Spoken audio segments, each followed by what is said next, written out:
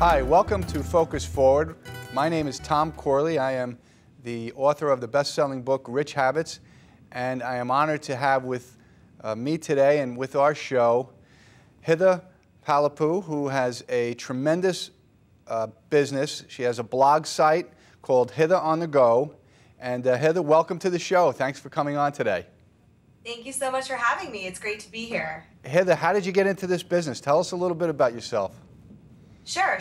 So I have been traveling since I was a baby. My first flight was when I was 6 months old, flying to the United Kingdom to visit family. And I've been traveling ever since then. I've been to India every year from my birth onwards. And my mother actually potty trained me on a flight back from India to the States. So when I was a child, I kind of joked that I grew up on airplanes. And in the past 4 years, I've been working full-time for a pharmaceutical company as the vice president of business development. And that's had me on the road quite a bit. I travel to India 5 times a year. I'm in Europe and around the United States quite often. So I had to learn how to pack fast and efficiently and very compactly, but I also really love fashion. I really love style, and I didn't want to sacrifice that either. So I created Hitha on the Go as a way to share what I'm packing, what I'm wearing, the things my travel tips and tricks with other readers who might benefit from that type of advice. Yeah, this is important information, Hitha, because the travel industry has been changing so much. You know, it's frustrating sometimes as a traveler when you're going on the airlines have, it seems like every airline has a different rule when it comes to the size of the bag. On one airline, you can carry on. The other airline, you have to take your bag and check it in. So give us some information on that. Why is there so many differences, and what can we do about that as a traveler? Sure. So I think there's a lot of differences because different airlines have different fleets. And a lot of the time, you don't necessarily know if you're going to be in a large 757 or if you're going to be in a puddle jumper. So what we can do to kind of alleviate a lot of those problems is check a lot of websites. Seattracker.com is a great website where you can check what type of aircraft your upcoming flight is going to be on. So you know if a suitcase is going to fit in the overhead compartment, or if maybe you should opt for a duffel, which you can then fit in under pretty much any seat space in front of you. So that's one tip you can do to kind of alleviate the burden of what do I pack and how do I pack. The other one is if you travel often, and I would say at least 25,000 to 50,000 miles a year, it really makes sense to not only invest in only flying with one airline where you can gain status. And with status, you'll often get the economy plus seating free of charge. You'll get 2 free bags free of check bags free of charge. It also allows you to build up a network of miles. So that way, if you ever wanted to travel for pleasure or fly your family out to visit you, you have that at your disposal as well. And airline credit cards are a great way to boost up your mile value when selecting a preferred airline to fly with. Hitha on the Go is the name of the blog. And now I assume you're blogging every day and you're offering tips every day. Do you offer tips on your blog about what types of bags are better than other types of carry-on bags and things like that?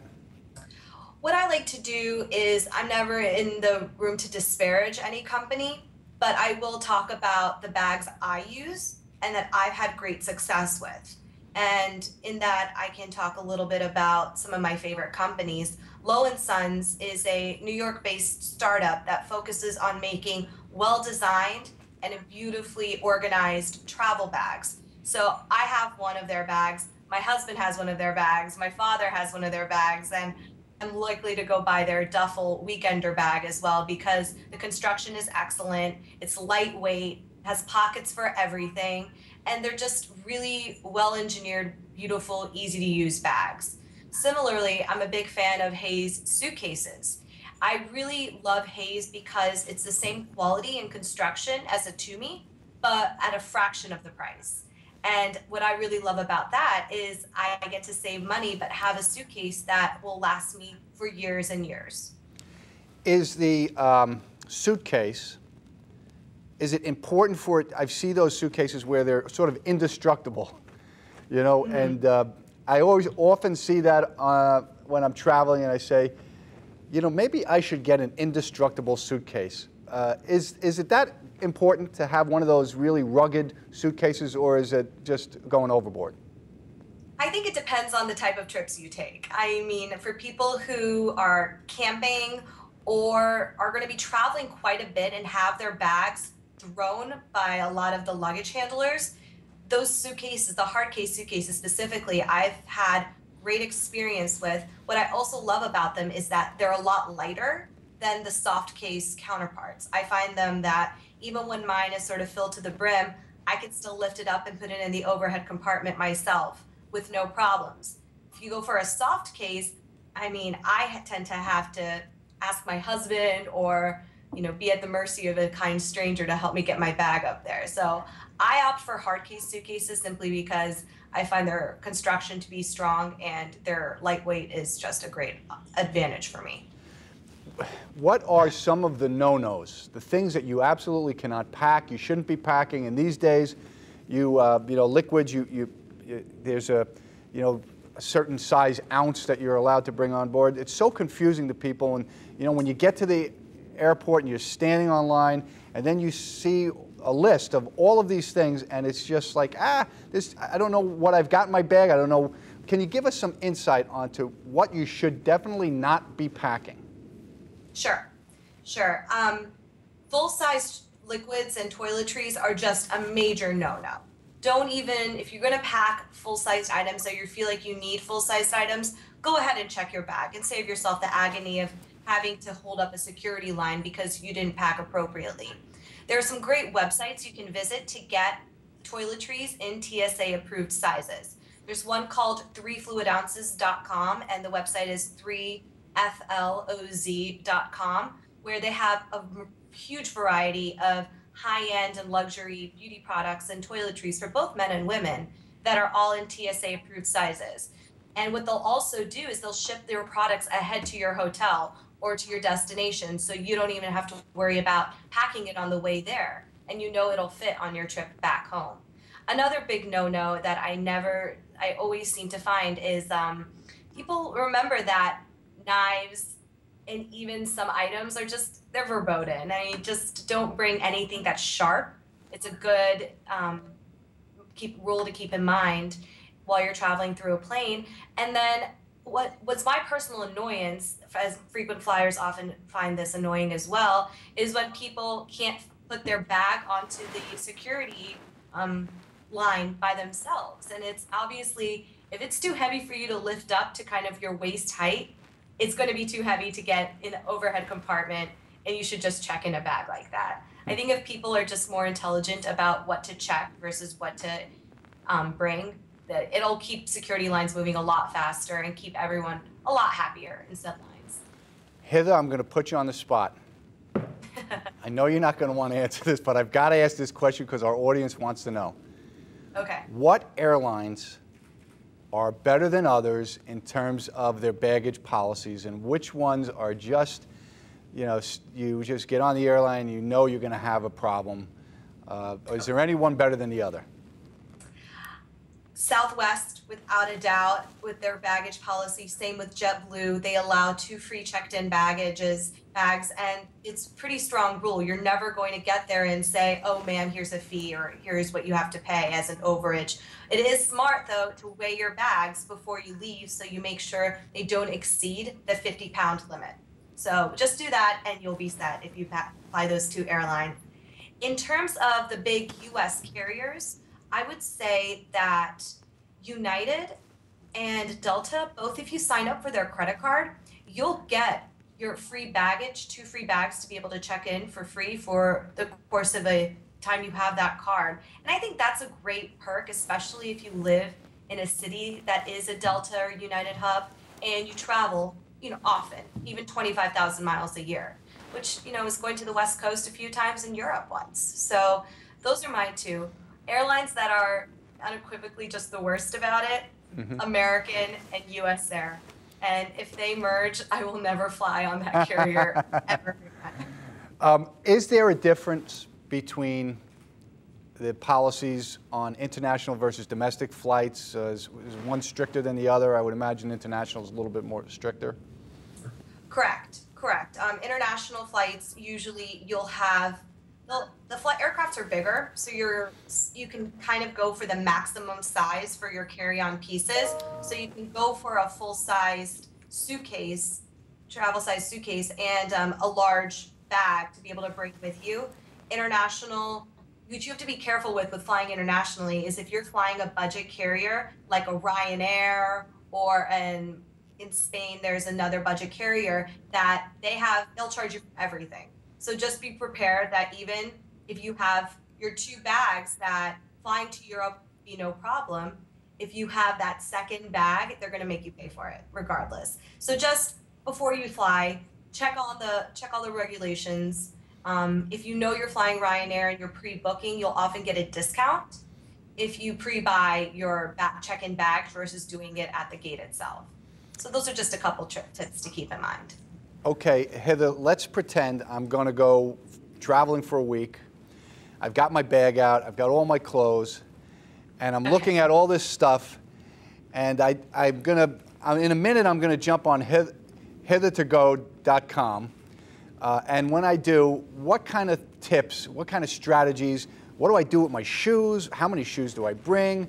What clothes, khaki versus formal clothes? Can you give us some ideas on how we could best strategize on how to pack our bags? Absolutely, absolutely. First off, to talk about shoes, I have a 3-shoe rule that I employ. I only ever bring 3 pairs of shoes with me total on any trip. So I'll wear a slip-on flat that can go on easily on and off when I'm going through security. I'll bring a pair of heels that's appropriate for the occasion for when I'm traveling, whether it's a business meeting or a wedding or some sort of formal event. And then I'll bring a comfortable walking shoe or workout shoe so I can exercise while I'm there, or just go for a brisk walk or a jog around the place and kind of take in the scenery. So 3 shoes is all you need. Now, the second with clothing, to jump in on that, is I'm big on pre-planning your outfits. So if you do plan to say, I'm going to wear this shirt on this day and I'm going to repeat it again 2 days after, I can wear these pants a couple of times before they have to be washed, I can wear jeans a few times, plan to wear each piece at least twice. And what that allows you to do is save a lot of room in your suitcase, because chances are you're not going to wear your entire closet if you pack it. So just be thoughtful and mindful when you pack. And then rolling your clothes saves a good amount of room in your suitcase as well. And do you show on your blog is there any like a video that you could show that shows people how Hitha packs? There are a couple videos about that, and I'll be doing more in the coming weeks, where I'm actually going to have a new series where I show people exactly what I'm packing and how I pack for a particular trip. So I have a video on the website right now that shows what I did for a quick weekend getaway that was both business and a little bit of pleasure. I have a video that's going to be coming up where I have a week-long trip in 2 different climates. One is all business, one is like an Indian engagement party. So as you can imagine, I can't really mix and match an Indian formal outfit, but I'll be showing how to make room for that and planning my other outfits around it. So stay tuned, and you'll be seeing a lot more videos about that as well. That's fantastic. One of the things that frustrates me when I'm traveling is I open up my bags when I get to my destination, and I'm hanging everything up, and it's all wrinkled, it's all messed up. I might have spilled something on a shirt.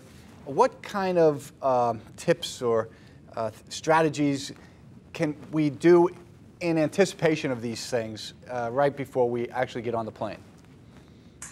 So things like packing your clothes the way a dry cleaner gives your clothes, like putting some tissue paper in the sleeves, putting a plastic cover around it, those can help minimize wrinkles. I'm of the fact that my clothes are going to be crumpled, they're going to be wrinkled. I just actually bring on a travel steamer with me, and it's, I think, $50 on Amazon. It works in any country, and what it does is it allows me to get all the wrinkles out perfectly once I get to my destination. And the steamer is so fast that for a week's worth of clothing, I can usually get it done in about 10-15 minutes.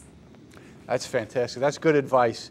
You know, when you go to these airlines, they have, I'm always confused by all the lounges, and I wonder, I wonder if I'm eligible to go into that lounge because I have an American Express card. And then I know that United Airlines has different lounges, and if you have this credit card or that credit card, you qualify. Can you give us some information on that? Definitely. For lounges, I think if you're a gold member or above on a lot of carriers and you're flying internationally, you'll be able to get access to that lounge. Now, if you're flying domestically, even if you're flying first class, sometimes you won't. With Delta, their top tier status, I believe it's Diamond, that includes lounge access for the year that you have that status. And with American Express, you can also get access, if you have a platinum or a black card, you get access to the Delta lounge as well, all around the country, but you have to be flying Delta. And I mean, does every airline have their own lounge? Every airline will have a lounge or several in a lot of their hub cities. So for me, I fly in and out of Newark often, and I actually do have a membership to the United Lounge because I spend enough time in an airport that if I can go to a nice quiet place, get a quick snack, get on the internet and finish up some work, it allows me to be even more productive with my day-to-day and my in-flight routine versus trying to camp out and find a plug point anywhere else in the airport.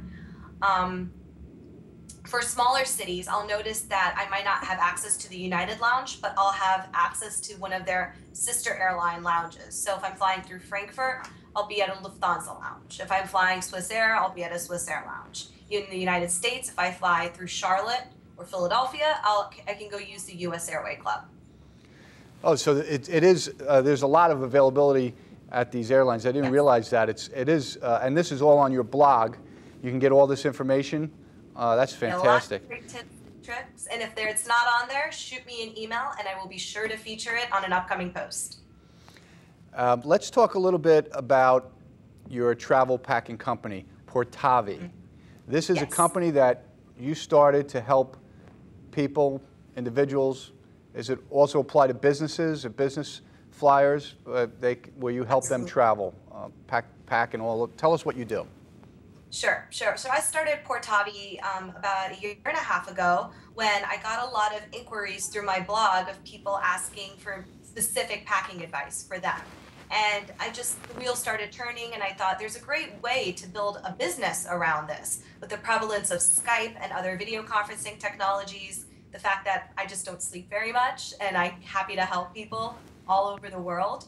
It just allowed me to say, all right, let me actually sit down and help people and teach them how to pack and show them what to pack, because for me, it's been a lot of trial by error and experience. I can now pack for a trip in 10 minutes and be out the door. A lot of people have a lot of agony, have a lot of stress, overpack, don't know what they're going to wear when they're there. And if I can help them take that stress, traveling is already so stressful, packing shouldn't be an additional stress on top of that. How do you go about helping them? I mean, do you just show up in their room, in their house, or do you Skype? How does it work? What we'll do is when they purchase the session online, I will ask a couple questions about their upcoming trip. Where are you going? When are you going? What's your style like? What do you like to wear? Anything I should know about this trip? And try to get as many details before our session as possible. And then what we'll do is in the first about 5 to 10 minutes of the session, we'll actually talk about the trip, talk about their style, go through kind of all the logistics and say, okay, based on what I'm hearing, these are the kind of things you're going to need. Why don't you start pulling these items out of your closet and we'll start nailing them down and assembling actual outfits and planning what you're actually going to pack. Well, that's everybody needs this advice. They should go really to your website, to the blog, Hitha on the Go. That's really important, and they should call you for your travel packing business, because there are things that are so confusing. The hotels sometimes have partnerships with the airlines. I mean, how do you vet all of this out when you're you're trying to give advice. You must be doing research on it every day on this stuff. Well, I'm very lucky that I spend a lot of time in airports. I actually just am very interested in the travel industry overall, so I've learned a lot of this information along the way. But this is research I don't mind doing because I myself am curious about a lot of these things.